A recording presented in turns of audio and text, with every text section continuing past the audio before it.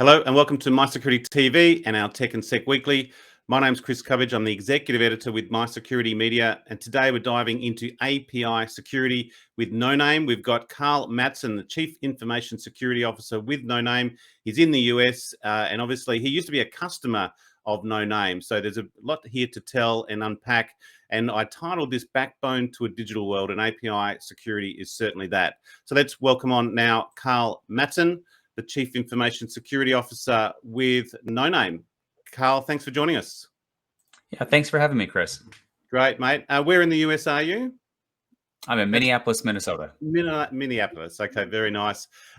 Pleasure to have you with us. Let's start with Noname, and I think it is one of those, I didn't know, when I first saw it, it was like, okay, better explain this one. It doesn't exactly disclose a lot. So yeah, where does Noname come from? And I think from the audience perspective, I understand we're diving into API security. Sure. So the name Noname was not a stroke of marketing genius. It was really an accident.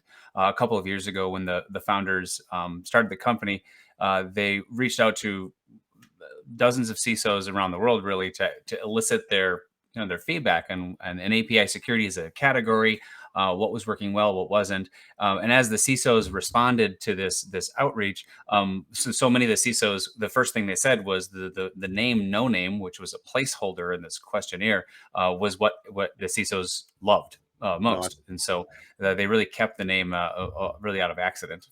Well, I thought there was a clandestine nature to it, and API security kind of has a little bit of that, and particularly from the sector or the cybersecurity industry. There's a lot happening in this particular space, and as I mentioned, I titled this "The Backbone to a Digital World" because really that's where sort of the digital transformation is. That's the front line for APIs at the moment, and that integration.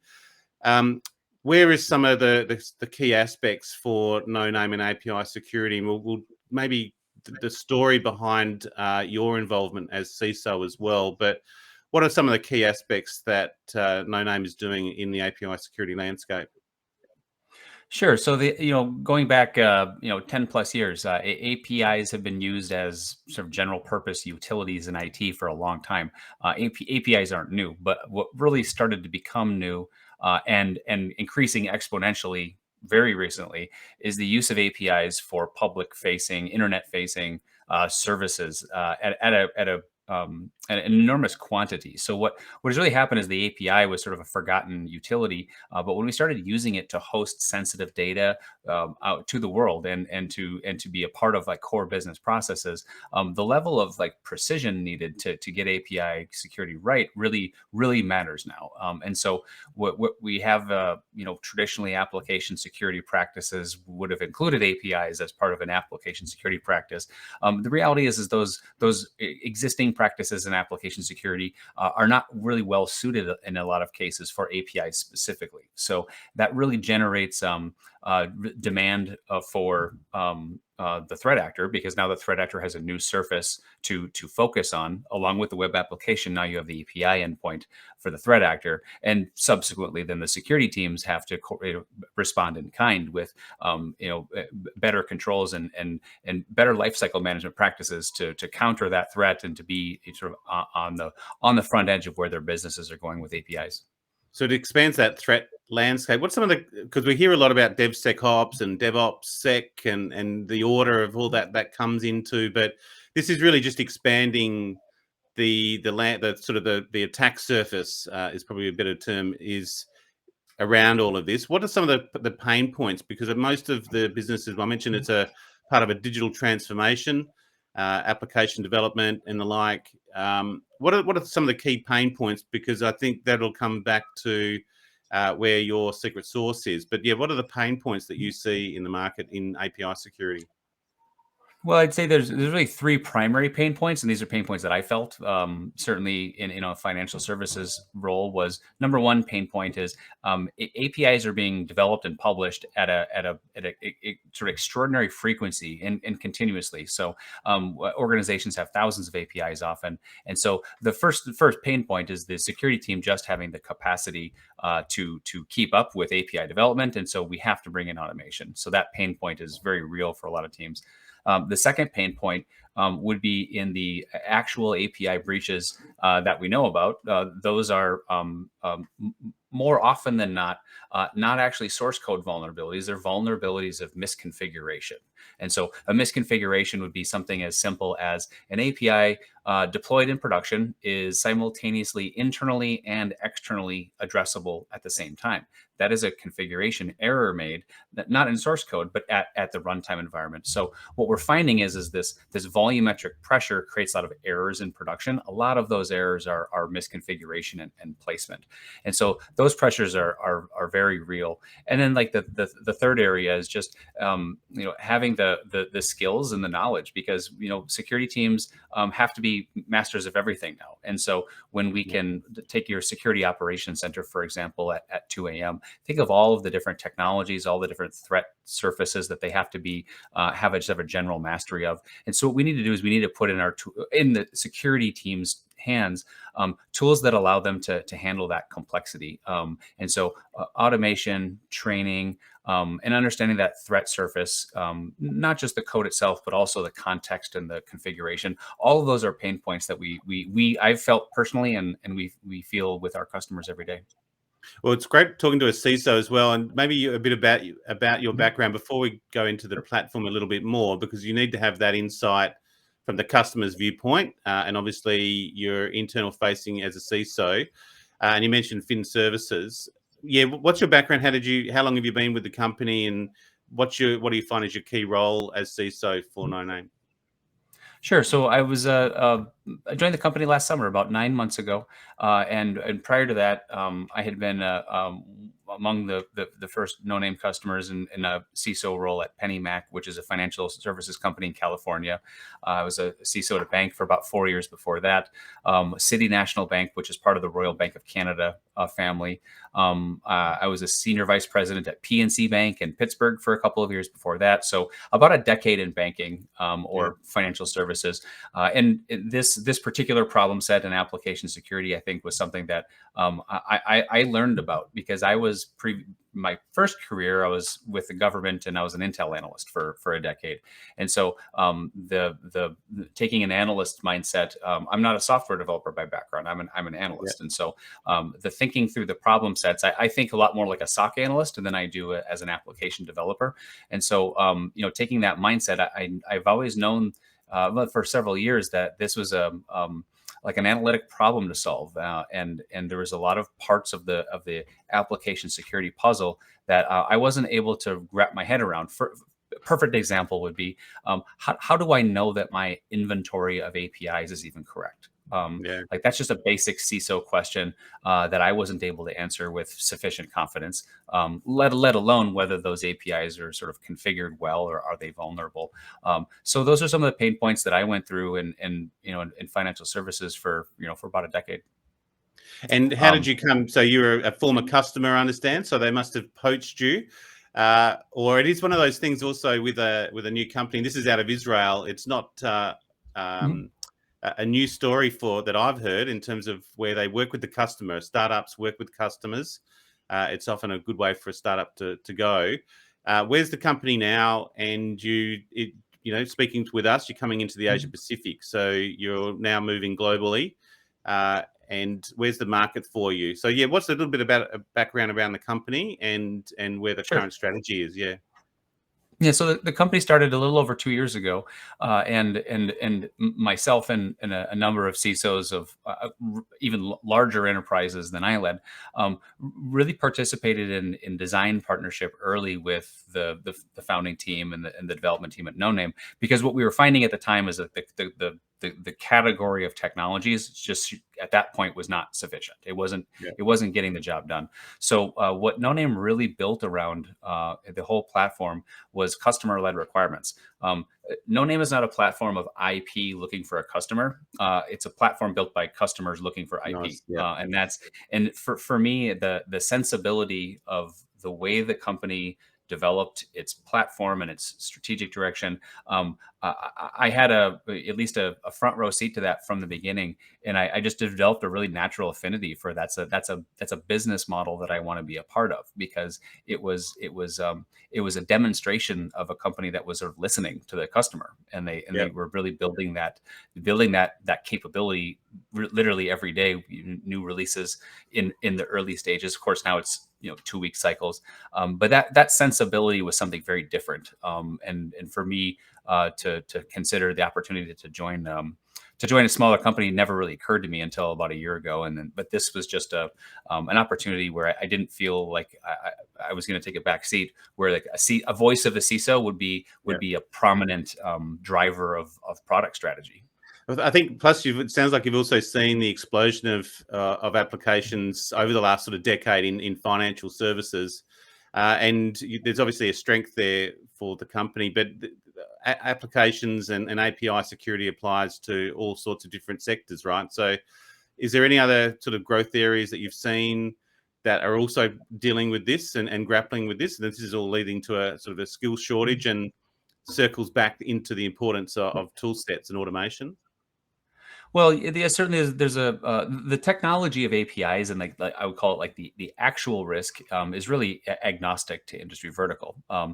But I do think that there's a couple of very I call them the more obvious and pressing use cases for like exposure of financial data through mobile applications, or for example, telemedicine and healthcare. That's a very present use case that those organizations are acutely aware of, the consequences that are at stake with good API development and security. But you can look across other verticals too, from manufacturing to telecommunications. That they really do have the same chessboard of APIs to consider, to protect, to identify.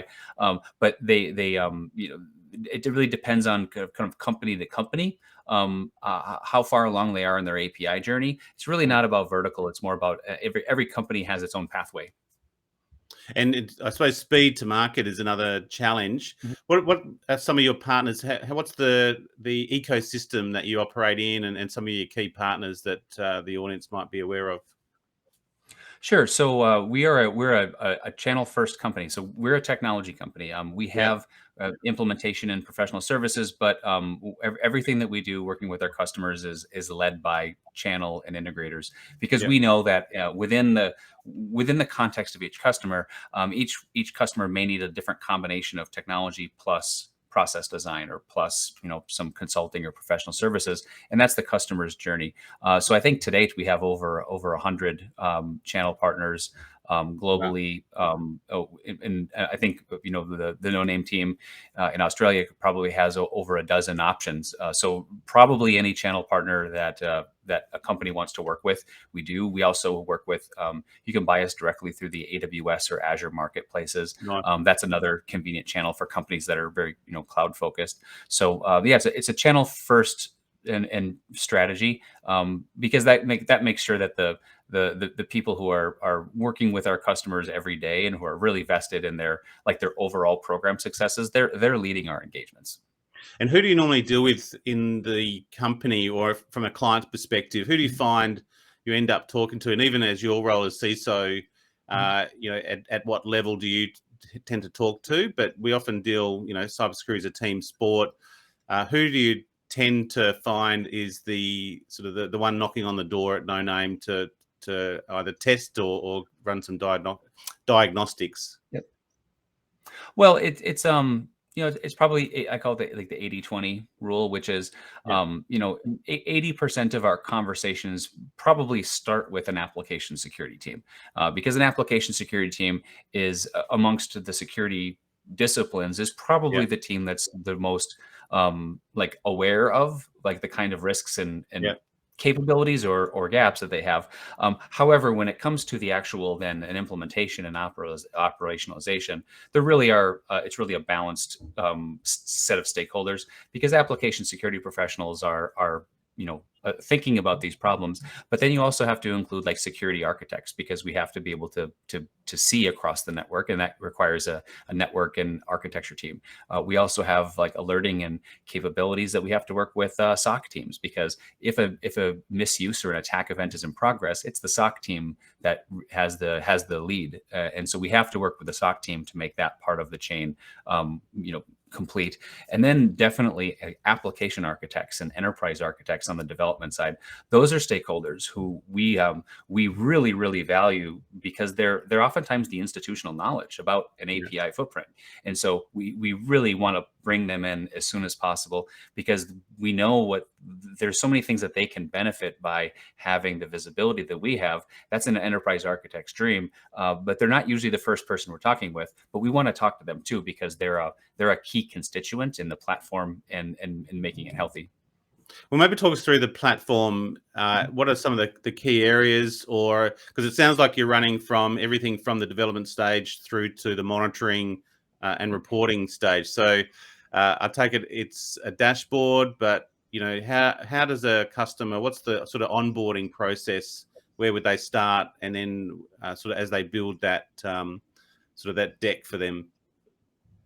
Yeah, so it's the No Name platform is really two modules, and so there's the primary module, which is really what was our original product, is we call it's a runtime platform. And what the runtime platform does is it reads through various traffic sources on the network passively to create an inventory and to see and touch every API in an environment. So we create the universe, the encyclopedia or the phone book of APIs, and then are they configured well? Are they public facing? Are they protected by a WAF? All of the data about the APIs that you want to know to manage the posture.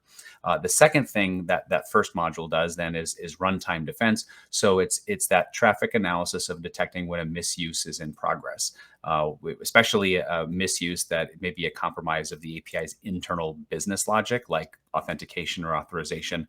So that's our runtime platform. And then the second part of the software is our testing product. We call it active testing.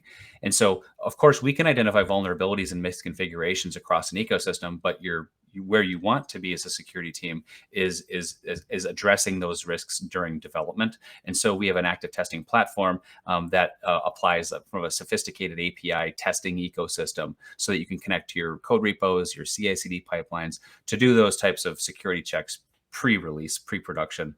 So those two sort of software modules cover us from the moment the developer puts hands on keyboard to code the first API, all the way through 2 a.m.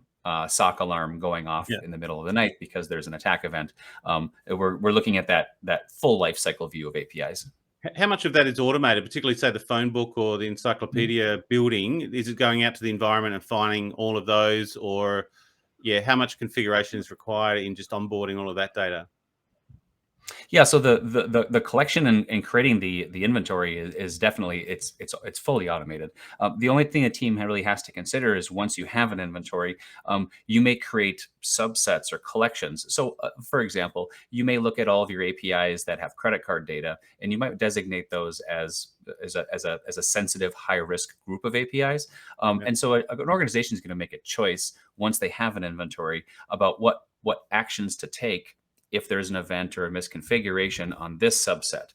Another example would be where there's APIs in Europe and there's APIs in Australia and there's APIs in the US. And we may just create a grouping of those so that when there's a misconfiguration, the notification goes to the right product team or the right application security team. And that's really that internal workflow. That's what a customer has to handle. We handle the collection automated. That's the core. That's the core value of our platform. On the reporting, are you able to sort of customize the reporting on that? You mentioned different regions, different countries. We've got different legislation around, different compliance requirements. Is there a reporting aspect to this as well for compliance? Yeah, absolutely. So the first thing that we can we do when we see that API for the first time is we identify the sensitive data elements that are contained in the payload. Let's say, for the sake of discussion, credit card. And so credit card it's one of the advantages we have with APIs is it's structured data. So it's pretty easy to pick out most sensitive data types out of an API call because it's structured data. Nice. And so then we have what I call them out of the box tags like PCI, HIPAA, GDPR, sensitive data types. And additionally, then customers oftentimes have things like a customer record number that is it's sensitive data, but it's unique to that environment. So they can add that additional tagging so that you have a catalog.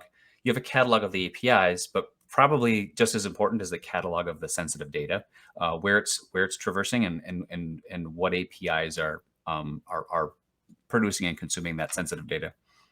And in the region for you in Asia Pacific, what's your initial observations as you've sort of come into this area? Obviously, you've got some partners and channel partners here, but have you got much insight into Asia Pacific? Because again, when we have this conversation, I still think of a skill shortage and the pressure on teams, and this automation helps them or allows them another tool set to use just to make their job a little bit easier. What's your initial observations in Asia Pacific around that aspect in terms of how application security is being applied? Well, certainly, I think the most obvious sort of category in financial services, which is we've seen in the U.S. and we've seen in Europe, we've seen that in Asia Pacific region is no exception to that. That financial services firms commonly have an acute feeling of what they're missing or what they have in terms of APIs. And then outside of financial services, of course, then you've got telecom and healthcare, where some of the larger companies have been pretty ready for something new in the market. And so we're just getting a fantastic response. And to be frank, we're still relatively new in the region. So that's going to be for 2022. We just we're optimistic that this is a really successful area for us because we've just gotten a lot of amazing reaction here in the first few months. And you're 100% channel, so you're obviously going to be dealing with your channel partners. Mate, what's your call to action, I suppose, in relation to that? Where would customers start if they hadn't heard of you, and if they have not heard of Noname? Where would they tend to start? And if they do need to reach out, some of your key partners here in the region? Sure. So I think with the relationships we have in the region, Plecton Labs, Incepta Solutions, Evantian, all of those partners we work with to do proof of concepts, and we work with those partners to sort of design a proof of concept that's lightweight, simple, and can be done in a few days. And that partner-led proof of concept usually is very quick. It's a really quick way to diagnose the health of an API ecosystem, and that just gives the security team really an accurate picture of where they are and what risks they're exposed to.